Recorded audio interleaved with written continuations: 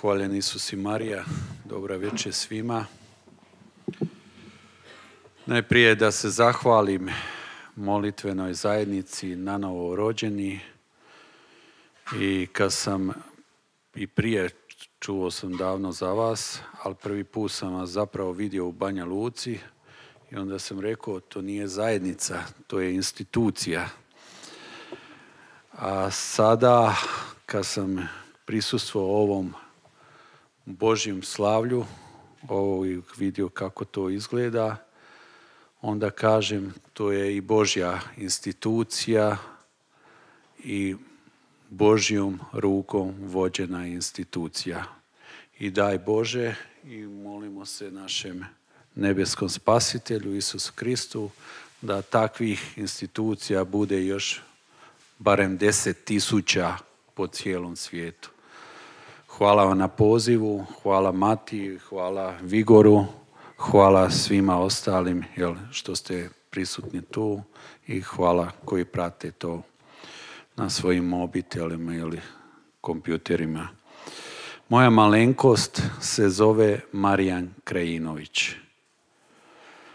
Ja sam napisao ovu knjigu Ne dam te o sebe, ali mnogi su mi ljudi, odnosno najviše svećenici, to je čak prvo jedna časna sestra, teolog, rekla, Barbara Čavlina se ona zove, ovu knjigu, otprilike u tom smislu je rekla, ovu knjigu je napisao čovjek, ali autor ove knjige nije čovjek, već Bog. Moja malenkost je doživjela najveću milost koja se može doživjeti na ovom svijetu i doživjela najveći križ koji se može doživjeti na ovom svijetu. Znači, sama knjiga se zove Po Isusovim riječima koji su mene upućene 15.2.2014. godine. Ne dam te o sebe. Znači, jednom je se Isus pokazao i još to nakon toga mi je 3 put govorio. Tamo gdje meni prestaje, nastavlja se kod mlađeg šogora, Tihomira Teskere, a dok stariji iznenada umire u dobi od svega 39 godina. I na dan sahrani, odnosno sat vremena prije sahrani, dok smo se vozili prema groblju i molili se u autu, znači supruga je do mene, Tihomir je sjedio iza mene i dok smo se molili i dođemo na groblje i Tihomir govori svojoj sestri, a mojoj supruzi, sad dok smo se vozili, pokazao mi se pokojni brat, Krešimir, sav nasmijan, sav radostan, sav svijetli, znači oko njega je svjetlo, kao da poručuje što vi tugujete, što vi plačete, ja sam dobro, ja sam sretan, ja sam kod Boga. Tako da je, zanimljivo je, dan prije sam izmolio moju prvu devetnicu u svom životu, znači prvu, nikad prije nisam izmolio ni jednu, ali nakon toga znaka više nikad nisam prestao da molim devetnice. I u toj devetnici sam tražio, Bože, daj nam znak i vrati nam mir. I zanimljivo je to kako Bog odmah nakon jednog dana, u ovom slučaju doslovno bilo nakon jednog dana, dobili smo i znak i mir. 3 tjedna nakon toga nalazimo se u Šurkovcu. Mnogi ste sigurno čuli za Šurkovac. Supruga i ja idemo iz Zagreba. Tihomir dolazi sa svoje 2 sestrične iz Slavonskog Broda. I znači nalazimo se u crkvi od bočnog ulaza, otprilike prema oltaru 3-4 metra. Ja stojim naprijed, pa jedna sestrična Marinina, pa ona i Tihomir, pa druga sestrična, ali je u crkvi ovaka gužva. I Marina mene zove, Tiho, nije dobro. Ja jedva da se pomaknem 2 koraka nazad i ona njega pridržava jednom rukom, a drugom pokušava mu dati vode. I ja njega zgrabim ispod pazuha s ove strane i njega čvrsto držim i ona mu pokušava otvoriti, usne mu otvori, ali vilicu nikako. I kako god ona stišće i sve snage, ne uspijevamo otvoriti vilicu. On kako drži zatvorene oči, zatvorenu vilicu i nema sile da je otvori. Jedna žena stoji do nas i uzme bocu od nje, kaže sad ću ti ja pomoći, pa nakapa sebi na dlan, pa njemu po čelu, pa po licu, pa po vratu. I on na trenutak jedva da otvori oči. Znači svega 1-2 jedva da se je progledao i samo 1-2 i ponovo zatvori oči. I samo gledam u njega, bijela boja, još bijelja boja, još bijelja boja u licu. Hoće ju sad i drugi brat umreti. Znači tu pogledam prema svećeniku da prekine misu, da bolesničko pomazanje, gotovo umire. Pa ponovo pogledam u njega, a ono svaki dijelić sekunde nova bijela boja. Pa ponovo prema svećeniku, velim da prekine misu, gotovo, mrtav, umire. I instinktivno ja njega zgrabim ispod pazuha, Marina za noge i kroz bočna vrata mi njega iznesemo niz stepenice i položimo njega na šljunak. To je 13.12.2014. Znači zimsko doba. I ja skinem, znači on leži na šljunku, ledenom šljunku. Ja skinem svoj mantil sa sebe i stavim njemu pod glavu i ne bi ni minut vremena. On dođe k sebi, privuče noge k sebi, pokazuje ovako rukom i plače. Suze mu samo teku niz obraze. Marina se sagrla prema njemu i on kaže Isus me gleda. I ona to meni prenese, aj velim neću ga sad ništa pitati. Znam kad sam ja to 10 mjeseci ranije doživio, čovjek po cijeli dane samo razmišlja o tome. Znači šta mi je resto života činiti, jer postaneš odjednom svjestan da je vrijeme odbrojeno i kako da, što bi ja rekao, Bogu se ne možeš ništa odužiti, već samo, što bi ja rekao, šta nešto malo, neku sitnicu da napraviš, onaj svoj milimetar u životu da napraviš, da barem ispuniš ono svoje poslanje koje ti je dato na zemlji. I ustane on poslije, osluša misu, polaganje ruku, mi se vratimo za Zagreb, ja i Marina, on sa sestričnama za Slavonski Brod. Sutra ujutro, nedjelja, odmah poslije jutarnje mise, ja njega zovem i kažem njemu tiho, ne mogu ja izdržati, htio sam ja sačekati malo duže, velim, jer je meni barem trebalo 5-6 mjeseci da uopće počne mi svjedočiti, pričati, bilo šta. I ja njega zovem i kažem njemu tiho šta je ono jučer bilo. A on meni kaže, pa bilo je evanđelje, Isus ozdravlja 10 gubavaca, jedan mu se vraća zahvaliti, a 9 ne. Pa ja kažem, to znam i ja, ali šta je ono bilo? Kaže, dok sam slušao evanđelje, imao sam zatvorene oči. Ja ću iskreno reći, to druga neka sila zatvori oči. To čovjek misli da je sam zatvorio oči, ali nema čovjek na to utjecaja.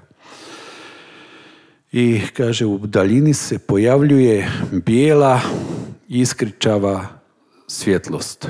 Znači, bijele iskrice u daljini i kaže, ta svjetlost se primiče k meni. I ta je svjetlost sve je jača i jača i jača i kaže, ja sam pogledao da nije nešto oko mene. To je onaj trenutak kad je ga ona žena poljevala vodom. Zapravo, bit ću iskren, ja mislim na take utjecaje čovjek i izvanska okolina nemaju nikakvi utjecaj. Možeš nekog lupati čekićem, ali kad te ta sila obuzme, ta sila je te obuzela i ti vidiš samo ona što ti daje ta sila da vidiš. I kaže, ta je svjetlost sve bliža i jača i iz svjetlosti izlazi Isus. Kažem ja njemu Isus, kaže on meni da Isus. Jes ga vidio cijelog ili lice? Zanimljivo, 10 mjeseci prije na ove sve 3 slike je ovdje Isus. Ali lice meni nije pokazano. I sad kod drugog čovjeka nastavlja se priča kao da Bog hoće, evo, više svjedoka. Kaže on meni, pa gledam iz pola metra udaljenosti, vidio sam lice. I kažem ja njemu kako izgleda Isus. Pa kaže isto ko na Božjem milosrđu. Kaže mu ja, čega? Pa kaže isto ko na slici Božjeg milosrđa. Kažem ja njemu, šta ti je to? Ja do tada nisam znao apsolutno ništa o toj slici, iako sam je vidio po slikama, po crkvama i negdje, ali nisam znao da se to uopće zove Božjeg milosrđa. Pa on meni kaže između 2 svjetska rata, Sveti Faustin, kad je se Isus ukazao, pa je tražio da se nacrta slika i bude po svim crkvama po svijetu. I na kraju ja njega pitam, a kakav je osjećaj? I kaže on meni, osjećaj je takav da više nikada ne bi ustao. Da bi umro. Znači, toliko lijep osjećaj. 4 mjeseca poslije, znači bio je 1.3.2015. nedjelja ujutro, negdje oko 6:20. Ja klečim, znači ustao sam i klečim ispred Isusove slike u hodniku. I zahvaljujem za to što sam godinu dana, tad je već bilo godinu dana, što sam prije doživio kad mi se Isus ukazao.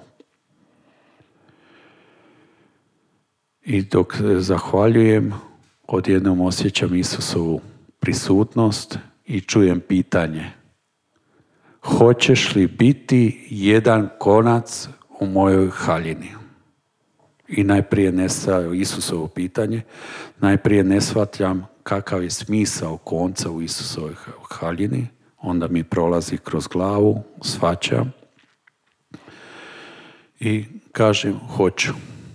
Kako sam ja rekao hoću, tako osjećam da je otišao. Svaki put kad se to desi, to teku suze u potocima.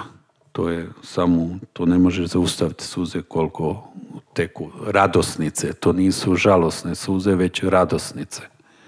U potocima. I zašto ja? Pa ima sposobniji, pa ima pametniji, pa ima bolji vjernika, pa ima manji grešnika, pa ima Amerikanaca, Engleza, Francuza, Njemaca, Rusa, Kineza, Japanaca, sve veliki narodi, zašto ja? I tako u tjedan dana prolazim u tom nečkanju.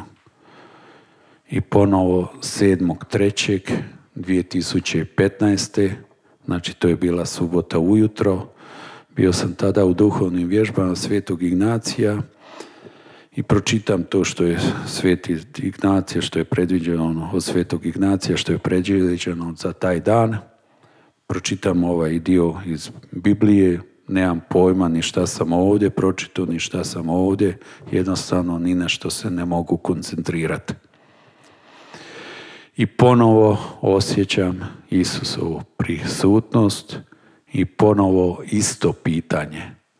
Hoćeš li biti jedan konac u mojoj haljini?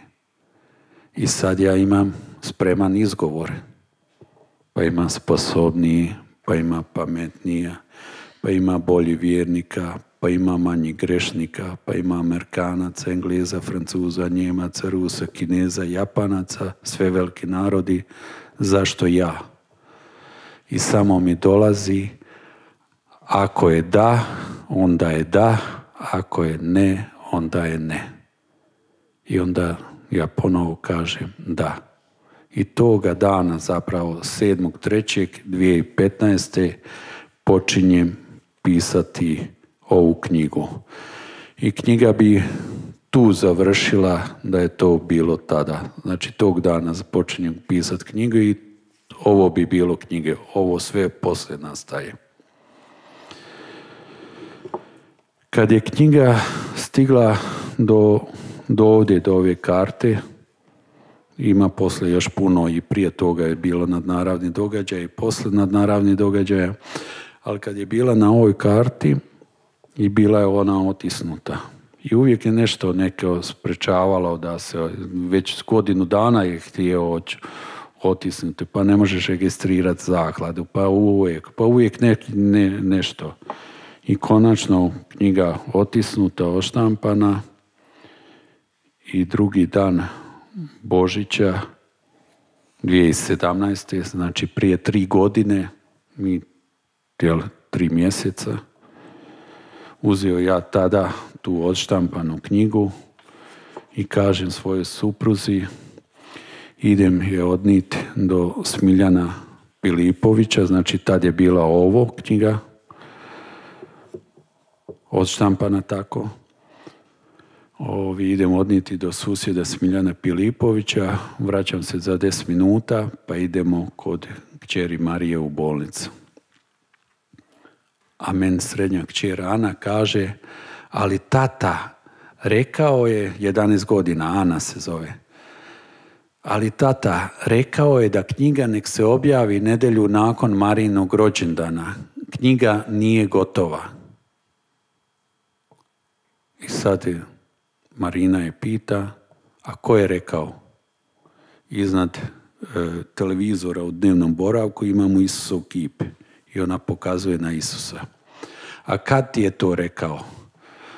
Onaj dan kad smo se vraćali sa godišnjice Jujine smrti. To je 23.11.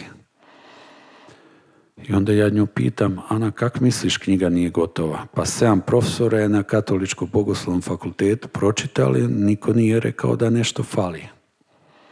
A ona meni kaže, a šta ti piše na zadnjoj stranici? Pa kažem, piše da sam otac 3 djece. Da, ali Marije nema u knjizi. Marija je naša najmlađa kćer. Odakle ti znaš da nema Marije kad nisi čitala knjigu? Kažem je njoj, premala je 11 godina. Kaže ona meni, nisam, ali znam. Pa ja kažem njoj, osim toga, Marijan rođendan je prošao, nema sad ni mjesec dana, 2 mjeseca kako je bio. Kaže ona meni, ne taj rođendane. Kako je Marija rođena sa 6,5 mjeseci i onda je bila 2,5 mjeseca u inkubatoru, i onda je doma došla 9 mjeseci bila i otišla je na jedan rutinski pregled srca, ništa posebno. Blago povišen otkucaj srca i malo povišen krvni pritisak u plućima. I onda ja kažem njoj, pa Marin je rođendan prošao, nema sad ni 2 mjeseca. Kaže ona meni, ne taj rođendan. Pel ovo za stvarno kad je trebala rođendan biti, nedonošće, sredinom 1. mjeseca. Kaže ona, ne taj rođendan. Pa ja kažem, ne, koji je rođendan? Ona ti ima samo 1 rođendan. Pana, to je tek za 10 godinu dana, tad je malo više od 10 mjeseci bilo. Kaže ona meni, da, za godinu dana. 2 mjeseca poslije toga Bog poziva Mariju k sebi, naše najmlađe kćer. Prije toga nam je dao nebrojeno znakova. Recimo jedan od događaja u bolnici 18.10.2017. Dan prije krene Marije nabolje. I ja kažem, idem malo otići Marini, idem malo otići do firme. Nisam bio 3 tjedna da vidim samo šta je, pa ja dolazim u bolnicu. I sad nije bilo ni 12 sati, nisu ni počele posjete, negdje oko 11:30, ona mene zove iz bolnice, dođi hitno u bolnicu. Sad mi je doktor Galić došao i rekao, budite spremni na sve, sve se urušilo. Ja dođem u bolnicu, nikoga, svi roditelji čekaju na hodniku, još nikoga nisu pustili unutra do djece. I negdje oko 12:01 otvore se vrata.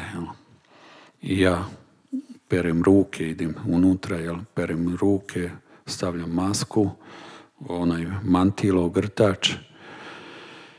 I otprilike od umivaonika do njenog kreveta je otprilike kod radijatora, jedno 4 metra, 4-5 metara. I vidim ja kod nje blinkaju 2 alarma. Dođem ja. Ona je uvijek imala saturaciju, ovo što je sada aktualno, negdje oko 96%. Ali taj dan je bila saturacija, znači ovo što danas pokazuje na televiziji non stop zbog korone, ali taj dan je saturacija bila između 20 i 40, pa malo poraste, pa onda samo pada dole po 2. I krvni tlak, znači ona je uvijek imala povišeno, minimalno je 70 mm žive, tada je imala između 30 i 50. Znači ovi parametri su između 4 puta saturacije, između 4 i 5 puta lošiji od onog što treba biti, a ovo je upola lošije pritisak, tlak od najmanjeg minimalnog pritiska. I ja stojim kraj njenog kreveta, dođe s ove strane stane doktor Rubić, Filip, i kaže meni, ona od jutros krvari u pluća. Sve što smo dali nije uspjelo zaustaviti krvarenje, ona će danas umrijeti. Ja ne znam ni šta bi ga pitao, on ode. I ja, kako je ovuda prolazila non stop sestra Martina, ja prođem s ove strane, kleknem, izvadim krunicu i počnem moliti Oče naš, i ne znam dalje Oče naš. Oče naš i ne znam dalje Oče naš. I samo plačem, klečim, držim nju za ruke i noge i samo plačem. I tako, jedno 45 minuta otprilike, nakon toga ustanem, odem do umivaonika,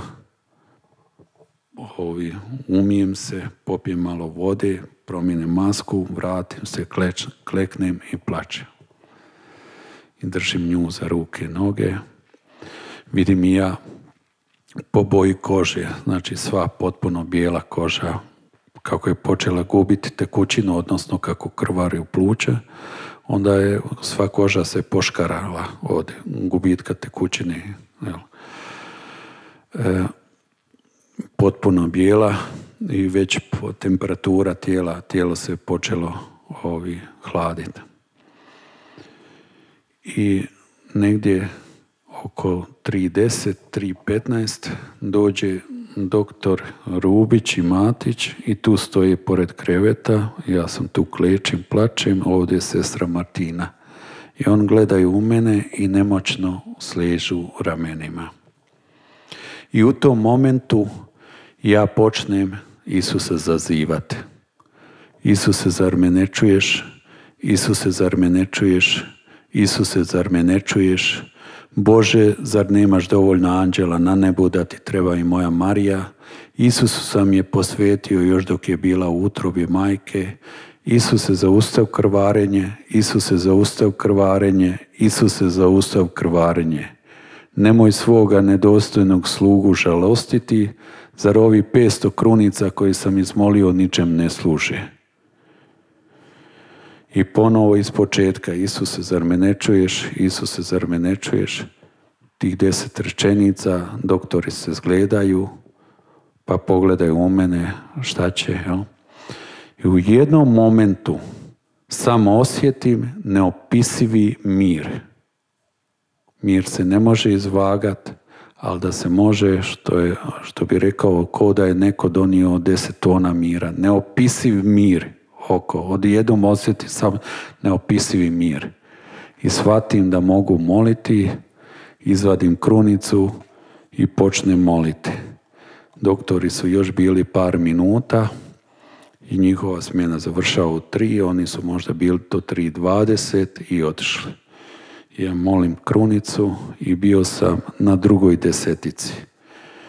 I kak sam molio, držao sam nju za noge, glava mi je bila naslonjena na prečku od kreveta i ja podignem glavu i prema aparatima, saturacija 98%, tlak normalan. Gledam, jel dobro vidim? Je 98, je 98. Sve ugaslo se, alarmi, sve se ugaslo. Hajde, opet će početi padat, molim dalje. Dignem glavu, saturacija 100%, tlak normalan.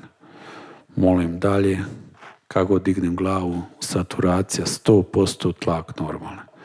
Završim krunicu, kažem ja sestro Martina, pa nema ni pola sata da smo se borili za njezin život, sada parametri idealni. Ona ovako mene kaže, ovo je za mene čudo. Taj dan dopuste meni, inače posjeta traje od 12 do 6, dopuste da ostanem skoro sat vremena duže, cijelo vrijeme ja klečim, ne ustajem. I samo molim i onda negdje oko 7 sati rekli meni, aj sad moraš poći, sad će druga smjena dolazi, moramo se sestre mi zamijeniti. Ja. I tako otišao. Sutradan mi dolazimo u bolnicu i prilazi nama doktor Rubić, meni Marini, i kaže, ovo što je jučer bilo, to je čudo. Posle nekoliko dana Marijin nagli oporavak. Nas pozovu doktori, kaže on meni, nama, niti mi znamo kad je njoj loše, zbog čega je loše, niti znamo kad je njoj dobro, recimo zbog čega ide na dobro. Kaže, mi ovo u potpunosti ne razumijemo. I poslije dolazi ta najava Isusova križa, odnosno on zna samo šta će se dogoditi, pa najavljuje, knjiga nek se objavi nedjelju nakon Marijinog rođendana, knjiga nije gotova. I taj dan, 16.1., mi dođemo u bolnicu i supruga pita, baš bio je taj doktor Rubić, jel živa? Kaže, on je živa. Ali kaže, sad će početi uskoro padati parametri, pa uđite, kad počnu padati parametri, kad se spusti otkucaj na 70, zamolit ću da izađete, mi ćemo probati još jednom, pa što bude. Ja kleknem, parametri 150, sve izgleda na prvi pogled idealno. Taj otkucaj srca 150 i onda počne polako padat. 2 po 2. Pada. I onda ja zazivam Boga, pokušavam ponovo isto, što je bilo 3 mjeseca ranije. I obraćam se Bogu, nju držim za ruke, odnosno za ruku, drugu krunicu, ali ne molim, ne mogu moliti, samo zazivam. I kako klečim i meni supruga dođe i stavi mi ruku na rame i kaže meni, pusti je, pusti je. Jesi ti rekao da se ne bi vratio? A ja kažem, ne mogu je pustiti. Ne mogu je pustiti. Marija, nemoj ići, ostan s tatom. I onda kad dođu, kad je palo na 70, doktor kaže, sad bi molio da izađete. I onda ja kažem, mogu je još poljubiti. I onda je ljubim po licu, nos, oči, čelo, obrve, kosa, uši, bradu, sve ljubim. I kažem, Marija, ostane s tatom. I kad smo izašli, za 15 minuta, 10-15 minuta doktor dolazi i kaže, primite sućut. I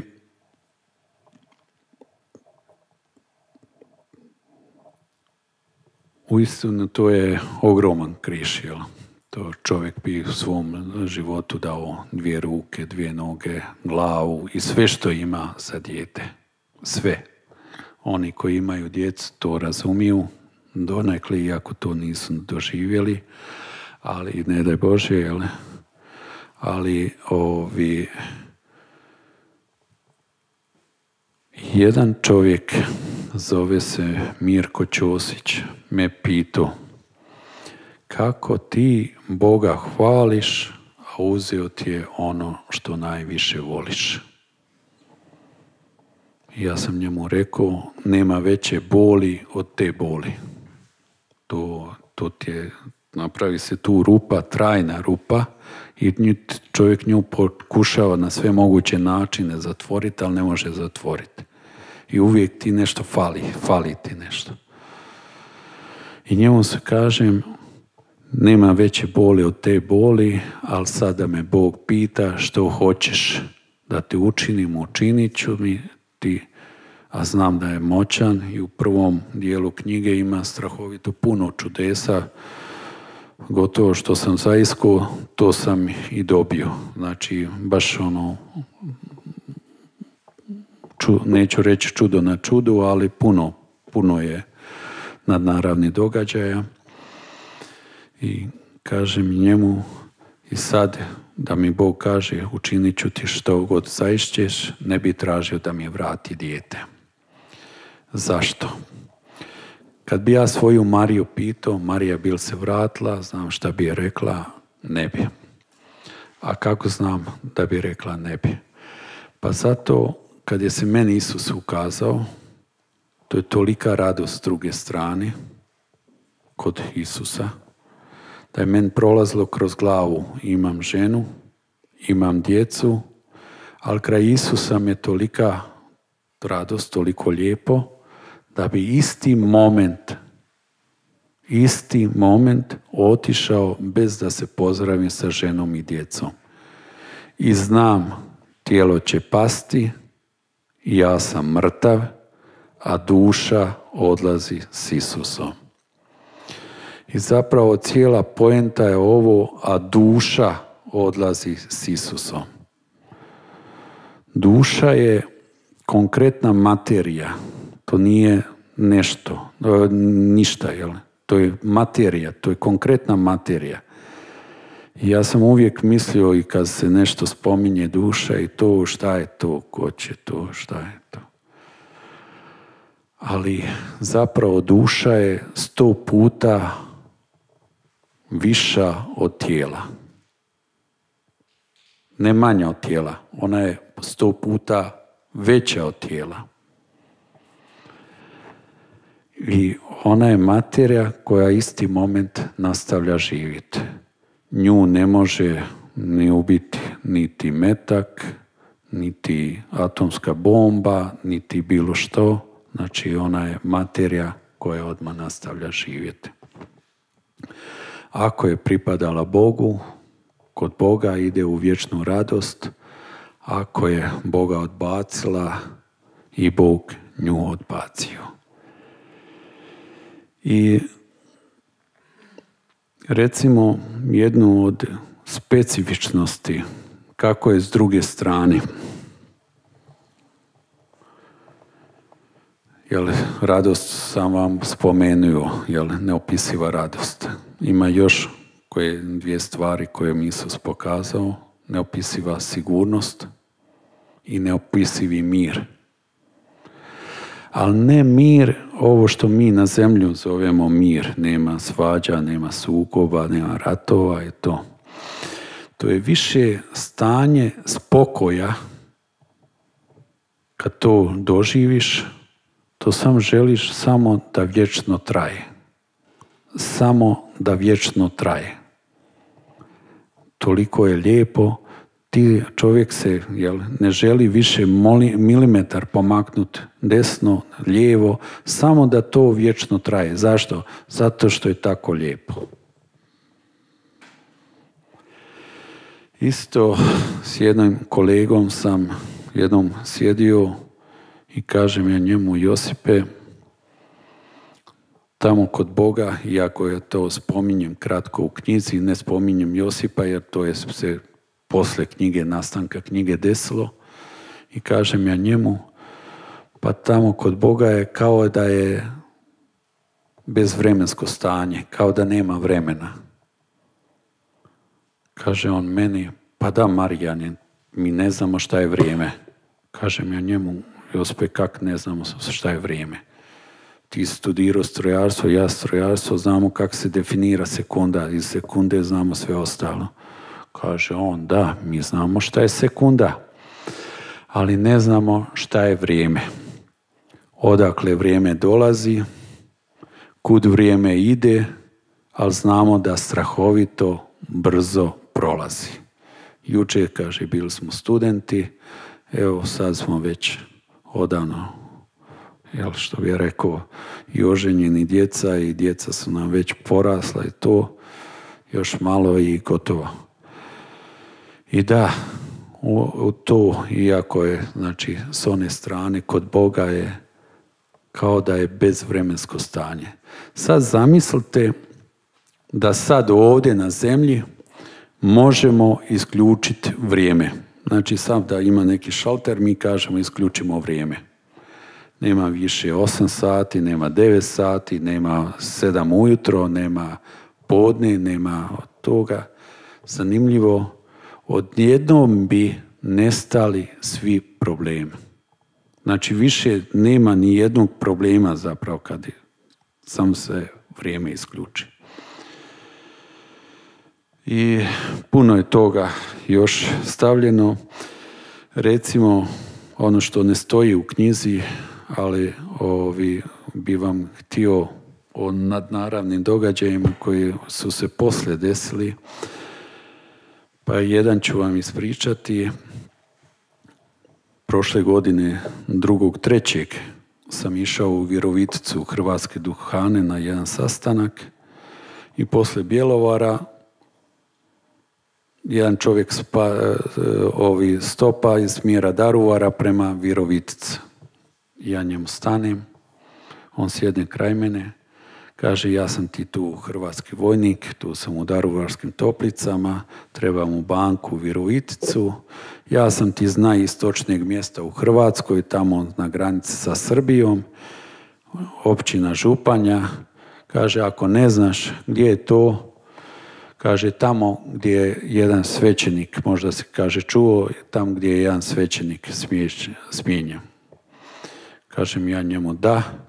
Pa kaže: imao je ženu i 2 djece. Kaže: ali nisu ga trebali smijeniti, pričam men dalje. Bio je toliko dobar. Kaže: imao je, obavio je svoje što treba, pokope, krštenje, svatove, vjenčanja, bolesnička, bio je za narod. Poslije toga, kaže, zna se gdje je bio je kod svoje kuće i kod žene i djece. I kaže: nisu ga trebali smijeniti. I kažem ja njemu: Pa ja slažem se ja s tobom. Ovi trebali su ga barem dostaviti za trajnog đakona. Neki imaju neki ima od čega živjeti, ta djeca da nisu siročadi, ali rodila su se, šta je sad, jel? Rodila su se i kaže on meni, znaš šta, ja sam ti se ispisao iz crkve. Kažem ja njemu, kak si to uspio? Kaže on meni, poslao sam mail svećeniku i kažem, i to je to. Zapravo, on se nije u crkvi ispisao, jer to niko nije proveo, ali je se on pred Bogom ispisao, jer je to namjera srca. Kaže meni, ali morat ću se ponovo upisati. Kažem ja njemu, zašto? Kaže, prije 2 noći. Prije 2 noći. Došlo mi jedno dijete u sad i reklo mi, vrati se k Isusu. Kažem ja njemu, curica ili dečko? Kaže, curica. Koliko je imala godina? Kaže, između 3 i 4. A i meni, kad je jednom došla u san, sjedla mi na vratu i pleše ovo dok ste vi ovdje pjevali, Vigor i ekipa, i pleše na ramenu i pjeva iz sve glasa. Iz sve glasa Bogu pjeva. Pjeva iz sve glasa. To me baš posjetilo dok ste vi ovdje pjevali. Iz sve glasa i njiše se, pleše. I završi pjesmu i kaže meni, tata, ja bi sada opet išla. Kažem ja njoj, sad ćemo kćeri. Kak sam ja rekao, sad ćemo kćeri, tako je i otišla. Što ovdje ima u ovoj knjigu za vas? Znači, ja vam nisam ovo iz početka, prve nadnaravne događaje pričao, oni su već nakon 10 minuta čitanja, tu je već prvi nadnaravni, poslije toga drugi nadnaravni, gdje Isus pokazuje da svaki dijelić našeg života poznaje, svaku sekundu našeg života poznaje i tako mnogi nisam vam, ja mislim više, možda sam vam ispričao 5-6 nadnaravni od ukupno 15-ak, jel, događaja. Što tu ima za vas? Prvo, to vas jednog dana sve čeka. Znam da ovi su mladi i još se nismo ni poženili, ni udali. Ko će o tom razmišljati? Ne trebate razmišljati o tome, ali jednog dana to će vam doći. I čisto da znate šta će vam se desiti jednog dana, jel? Da znate kako je s druge strane. Kako je s druge strane? Ja kažem neopisiva radost. Šta će se desiti? Duša će napustiti tijelo. I nije nužno da čovjek bude bolestan da bi duša napustila tijelo. Ja znam, kao što je Krešimir, on je bio zdrav, vojnik profesionalni, gardista, jak, bio u Afganistanu. Ali kad Bog zaišće dušu, to znači da tijelo ne može više živjeti bez duše. I mnoge druge stvari koje su tu možete pročitati. Knjiga je, ajde ja ću par osvrta pročitati tu na knjizi. Najprije od jedne doktorice Zora Jurčević, tu iz Zagreba. Navečer sam pročitala pola knjige u jednom dahu i legla spavati. u noći me nešto probudilo i morala sam je pročitati do kraja. Josip Šivić. Pročitao sam Bibliju i nisam puno toga razumio. Pročitao sam ovu knjigu, tek sad mi je jasno. Marija Musladin iz Dubrovnika, knjiga koja se ne čita, već guta. Ivan Mustapić, u knjizi sam se pronašao na 100 mjesta, ovu knjigu treba svatko pročitati još dok je na zemlji. To mi je puno ljudi, strahovito puno ljudi, našli smo se u knjizi. Ja njih vidim prvi put, odnosno puno njih nikad u životu nisam vidio. Nedavno sam bio u Vukovaru povodom 40 dana za živote i dolazi mi jedan čovjek, kaže, ja inače na brodu radim i to iz otoka kod Vinkovaca, i ja kažem, pročitao sam, kaže, tvoju knjigu prije, kaže, nemaš pojma koliko je meni pomogla, i onda mi priča jedan doživljaj na brodu i kaže, ja sam bio sav oči, da ja kad sam počeo čitati knjigu koju mu je slučajno jedna žena poklonila prije puta, pa je sad plovi 3 mjeseca. I kaže, ja nisam znao kuću sa sobom i počeo sam čitati.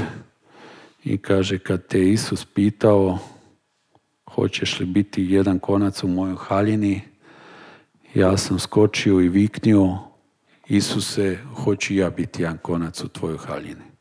I kaže, došao sam sam da te upoznam i da ti stisnem ruku. Ima jedan, baš to je bilo prošle godine u 1. mjesecu, u župnom uredu na Vrbanima. Dolazi meni jedan čovjek, u stvari njega sam tad već poznao godinu dana, jer je bio najprije jednu knjigu kupio, onda se nakon toga vratio po 10, pa po 7, pa još nekoliko knjiga, Luka Grilec se zove, i kaže on meni, mogu te zagrliti? Kažem ja njemu, možeš. On dođe zagrli, pa odmakne se od mene, kaže, zapravo te ne grlim ja. Kaže, od onih knjiga što sam kupio, jednom sam poklonio benediktincima na Pašmanu. Kažem ja, da, i kaže, oni su ti poručili, kaže, kad vidiš tog čovjeka, zagrli ga, jer cijelo vrijeme do Šašća njegova knjiga je bila nit vodilja.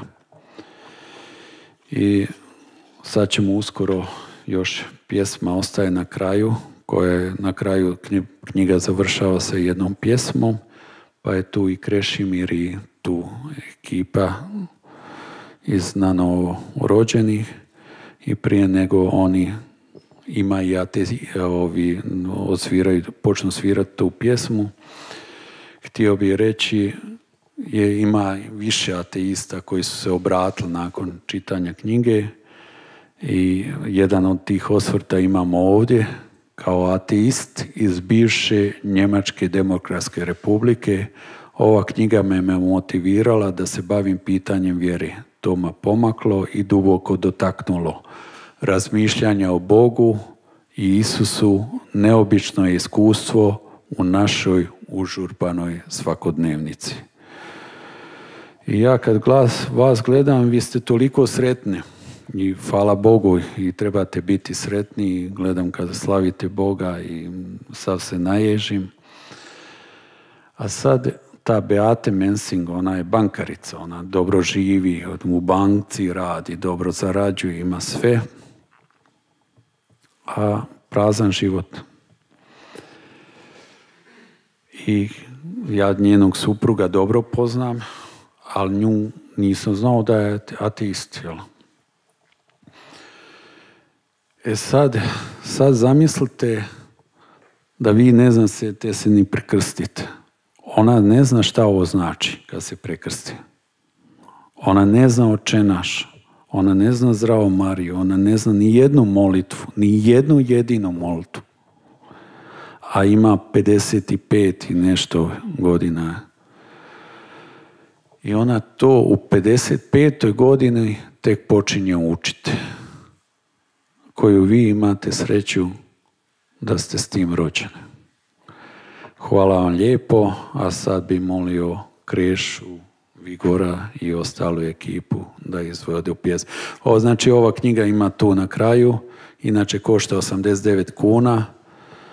Sav novac koji se prikupi ide u zakladu Milosrdni Isus, onda zaklada na niz strana pomaže. Jedna od stvari koje je to, znači, pomogla je i u izgradnji jedne crkve u Africi, ali pomaže i na druga mjesta gdje treba i kako treba.